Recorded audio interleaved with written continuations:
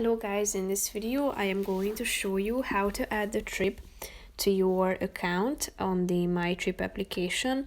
But first I just want to mention, don't forget to subscribe to my channel, because at 10,000 subscribers I am going to show you my whole YouTube revenue statistics and growth strategy, how to make money online. Now let's jump into it. First of all, open the application on your phone.